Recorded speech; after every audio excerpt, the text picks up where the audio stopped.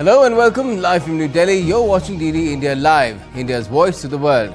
I'm Gautam Roy and coming up in the next 30 minutes. India says Trudeau is solely responsible for damaging Delhi-Ottawa relations after the Canadian PM admits that he has no hard evidence linking India to Niger's killing. A Bangladesh tribunal orders arrest of former PM Sheikh Hasina and 45 others for crimes against humanity. European Council Chief Charles Michel says the EU must speed up support for Ukraine as Zelenskyy pitches his victory plan in Brussels.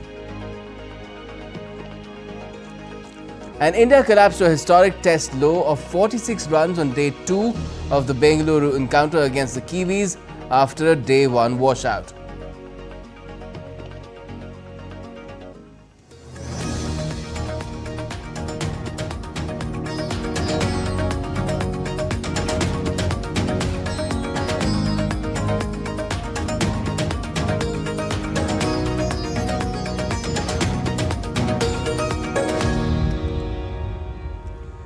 But first up, India's Ministry of External Affairs on Thursday labelled the allegations levelled by the Canadian government as false and also said that Canada has not shared any hard evidence with India. We are very clear that since September of 2023, the Canadian government has not shared any shred of information with us. Yesterday, again, after the public inquiry, hearing, we had again issued a statement saying that Canada has levelled serious allegations but has so far not given any evidence to back it up. As far as the allegations are concerned, PM Trudeau's own admission yesterday would indicate the value. As regards our stance on the allegations, we will naturally reject false imputations against our diplomats. We had summoned the Acting High Commissioner of Canada, and thereafter conveyed that we had no faith that the Canadian government will look after the safety of our diplomats, and therefore we had taken a decision to withdraw our High Commissioner and along with him 5 other diplomats. Now, this Indian statement has come in following a massive embarrassment for the Canadian government, as the country's Prime Minister Justin Trudeau in the early hours of Thursday morning acknowledged before a commission of inquiry that he had not provided India with concrete proof regarding the killing of Khalistani terrorist Hardeep Singh Nijjar on Canadian soil, to which India said Trudeau is solely responsible for damaging India-Ottawa relations, Delhi-Ottawa relations, after the Canadian PM admitted that he has no hard evidence linking India to Nijjar's killing. Also in India's statement reacting to Canadian Prime Minister Justin Trudeau's statement, Canadian journalist Daniel Boardman said that they didn't come out with hard evidence, they came out with intel, and India gets to stick to its guns. There's so many scandals that this Indian scandal will be lost within the noise of the next scandal, which should debut in a week or so. And that's, but a win for India. They didn't come out with hard evidence. They came out with intel, and India gets to stick to its guns. And what's the world going to do? Embargo India? Start a trade war with India where we have the problems of Iran and Russia and the rest of the Middle East to deal with? China? No. In addition, Canadian parliamentarian Chandra Arya has released a statement highlighting the problem of violent extremism in Canada. In a video released on social media site X, the MP also urged all levels of the Canadian government to address the issue seriously. In Canada, we have long recognized the serious problems of Khalistani violent extremism. Let me be clear, any actions or involvement by foreign state actors within Canada in any form are unacceptable. As Canadians, we do not wish for Canada to interfere in the domestic affairs of other countries. Likewise, we do not want foreign governments interfering in Canada's domestic matters, including those involving Khalistani extremism. This is a Canadian problem, and it is a duty of all levels of our government and our law enforcement agencies to address it. Crimes Tribunal on Thursday issued an arrest warrant for former Prime Minister Sheikh Hasina, citing her alleged involvement in crimes against humanity that took place during the demonstrations in which hundreds were killed. The protests, which began as a student-led movement against public sector job quotas, escalated into some of the deadliest unrest since the country's independence in 1971, resulting in over 700 deaths and numerous injuries, and also the exit of Sheikh Hasina from Bangladesh. And in an exclusive conversation with DD India's Murmu in Riyadh, Deputy Minister of Media of Saudi Arabia has spoken on the vision that underpins the Global Harmony Initiative of the Kingdom of Saudi Arabia and the growing ties between India and Saudi Arabia. Listen in. The Deputy Minister of Media of Saudi Arabia is here with us at the launch of the Global Harmony Initiative of the Kingdom of Saudi Arabia. So welcome to DD India. Tell us about the vision behind this initiative under Vision 2030. Thank you very much for being with us in launching this initiative. It's the Global Harmony Initiative launched by Ministry of Media as a part of Quality of Life program, which is one of the programs of Vision 2030. The objective is to show how Indian society is living with Saudi societies here in harmony. It involves so many activities. One of them is to show the success stories of Indian. We have our Indian colleagues are working with us in all projects here, all sorts of projects. They are participating to Vision 2030 in many projects. They are helping in all aspects and all type of projects. And also, as you have seen, Saudis were keen to know more about Indian culture, asking about their aspect of traditional life and see their crafts and people who were preparing these handiwork. And of course, they enjoyed also the songs and all the shows that presented by Indian participants with us in these events. It shows how people are very close to each other and how people live in harmony in this society. And as I said, it's one of the projects of our Vision 2030. We hope it will be the first step toward more similar initiatives. How do you see the relationship between the two countries? Of course, as we have mentioned, the relationship is, of course, witnessing improvement in all aspects and at all levels, economically, politically, in all areas of cooperation, and we hope we will see in the future more cooperation, inshallah. Thank you. Thank you so much for speaking to us. So that was a conversation with the Deputy Minister of Media of the Kingdom of Saudi Arabia on the political relationship between the two countries, as well as the important role that the Indian diaspora has played as far as contributing to the Saudi Arabian economy is concerned, and also being part of the Saudi Arabian culture through assimilation and intermingling. With cameraman Pramod Negi, this is Munmun Bhattacharya from Riyadh for DD India. Let's now take you back to our previous story about the issuance of an arrest warrant for Sheikh Hasina, former Bangladeshi Prime Minister, and others by a tribunal there. Speaking on Bangladesh court's order on Sheikh Hasina's arrest warrant, India's Ministry of External Affairs on Thursday said that India has seen some reports and don't have a lot of comments to offer at this time. On the stay of the former Prime Minister, I had earlier mentioned that she had come here at a short notice for safety reasons, and she continues to be. Limited visa operations are on. Limited visas for medical reasons, emergency reasons, etc. are being given by our High Commission. As and when law and order situation improves and the situation becomes conducive for us to have full operations of a visa, we will do that. We had issued some statements during the puja celebrations. We saw there was a lot of violence against the minority community, against the Hindu community. There was violence against puja pandal. We call upon the interim government that assurances that they have given for protection of minority rights, for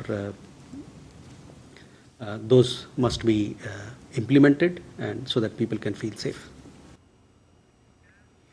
And now, in a latest update, in a string of hoax threats or bomb threats made against Indian airlines, they've been targeted. In fact, a flight from Germany on Thursday. The plane later landed safely in the western Indian city of Mumbai in Maharashtra. Over a dozen fake bomb threats have been made against flights operated by multiple Indian air services this week, prompting the country's government and its civil aviation authorities to warn that very strict action will be taken. India's Vistara airline said on Thursday that its passenger jet flying from Frankfurt to Mumbai the day before had received a security threat on social media. However, it landed safely as it's at its planned destination. Former U.S. President Donald Trump addressed an audience of Latino voters on Wednesday at a town hall in Miami. The Republican presidential candidate stood by debunked claims that immigrants in Ohio were eating pets, telling Latino voters during a town hall he was just saying what was reported. This was just reported. I was just saying what was reported. That's been reported. And eating other things too that they're not supposed to be. But this is, all I do is report. I was there, I'm going to be there, and we're going to take a look, and I'll give you a full report when I do. But that's been in the newspapers and reported pretty broadly. And Democratic Vice President Kamala Harris was seen dodging questions on immigration as she was grilled in a TV interview on Wednesday. She was asked about the Biden administration's efforts to tackle a surge in illegal immigration at the southern border and laid the blame on Republicans for failing to pass a border bill. In a combative interview with Fox News, Harris said Trump told Republicans to reject a bipartisan immigration bill because he preferred a run on the problem instead of fixing the problem. Harris was asked about her recent comment that there was not a thing she would change about the actions of the Biden administration, to which she responded as saying that her presidency will not be a continuation of the Biden presidency. My presidency will not be a continuation of Joe Biden's presidency. And like every new president that comes into office, I will bring my life experiences, my professional experiences, and fresh and new ideas. I represent a new generation of leadership. Let's all be honest about that. I have no pride in saying that this is a perfect immigration system. I've been clear, I think we all are, that it needs to be fixed. And let's get you more on that with DD India's Amritpal Singh joining us from the US. All questions related to US elections. Hi Amrit. Now, during the Fox News interview, Kamala Harris said she'll be different from Biden in terms of her presidency. What does she really mean? Anti-incumbency of Joe Biden. Brett Baer asked her that how would you be different, and she said, well, I will chart my own course. I'm not a Washington DC person. I've just been here for 3.5 years, and I don't represent the establishment in a way, though she didn't use these exact words, but she was trying to say that. She said every president charts out a new course. Mine will be not a continuation of Joe Biden. So in a subtle way trying to distance, though she defended Joe Biden by saying that, when asked about his mental fitness, he said, well, he can take decisions and he has the expertise, because she cannot be seen as speaking against her own president, because currently the term is on, and secondly, it will be a political gift to the Republicans, because they will twist it around and say, look, she is bad-mouthing her own president and her own administration, because she's the number 2 in the current administration. So she tried to walk a fine line there, and though Brett Baer took her on issues like border security and illegal immigration, where she tried to walk the middle path, saying, well, illegal immigration has to be fixed, but it is something that we didn't create. It was something that dates back to the past administration, and I will fix that. So she tried to defend herself on that, but there was a subtle distancing from Joe Biden here, because she doesn't want to carry the baggage of the anti-incumbency of Joe Biden. Well, Abrit, we'll truly find out how different she'll be from Joe Biden if she gets that presidency, and that's a big if, which will only be answered after the 5th of November. Thanks for joining us for the time being. And still to come, on this edition of DD India Live. India's President Draupadi Murmu attends a business roundtable in Malawi as part of a three-nation Africa visit. And Germany floats a new program to get skilled workers from India.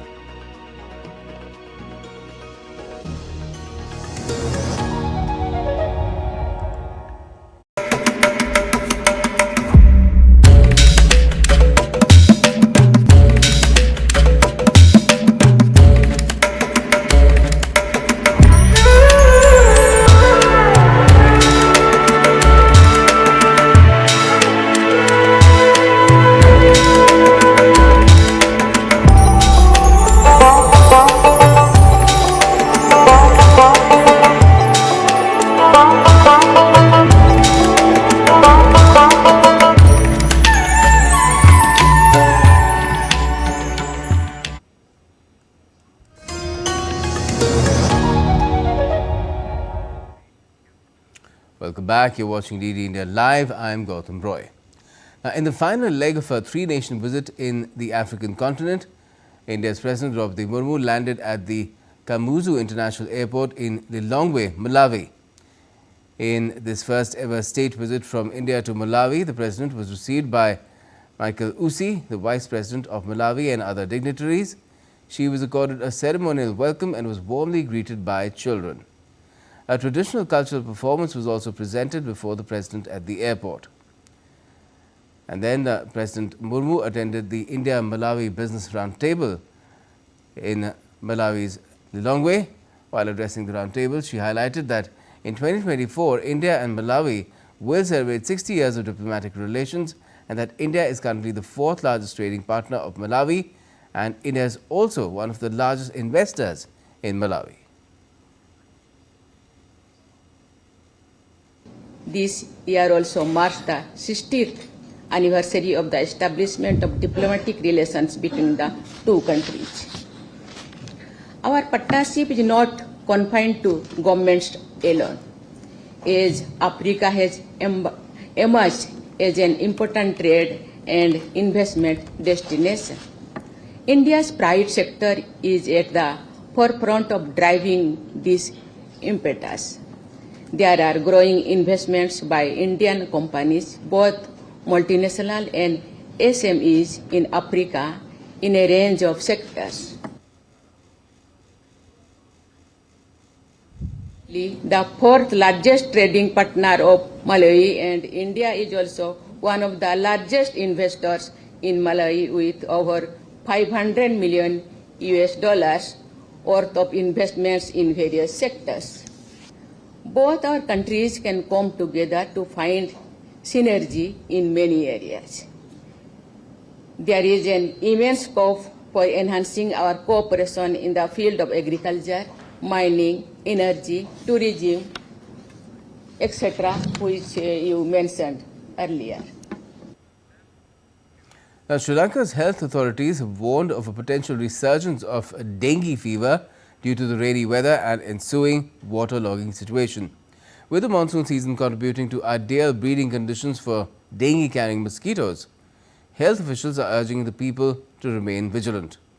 According to the National Dengue Control Unit, the total number of dengue cases have risen to more than 40,000 by the 15th of October this year, and 20 dengue deaths have been reported so far.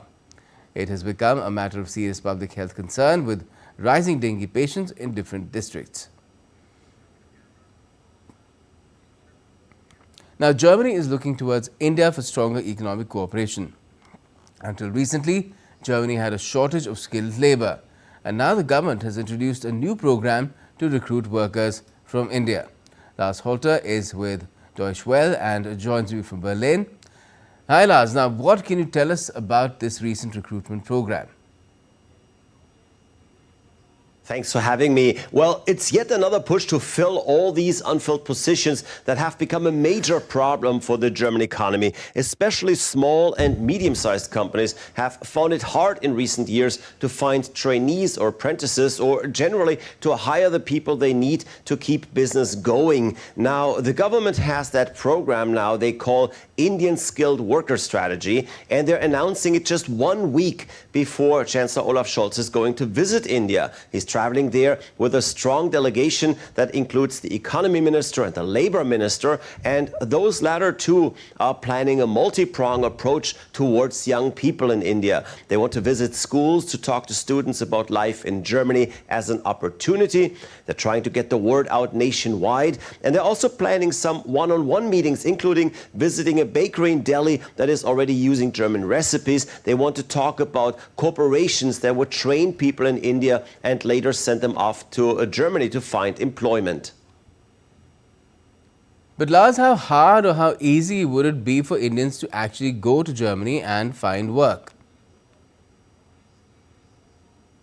First of all, there will be German language classes available in India, also job fairs where job seekers can meet with representatives from companies that are hiring. And then once there is mutual interest, the government is saying that the visa application process will be fully digital and online, and that visa will be granted quickly for qualified applicants. And here's something that really makes the government hopeful for this strategy to work for Germany and for those seeking to come and work here. There are already approximately 137,000 Indians working in Germany. Among those, only 3.7% are currently without a job. So the unemployment rate for them is less than half of the rate for Germans in general. And some more numbers, 16% of Indians here in Germany are working as specialists, and a fully 37% are approved experts in their jobs. And Lars, what kind of fields or sectors are Indians mostly needed in Germany?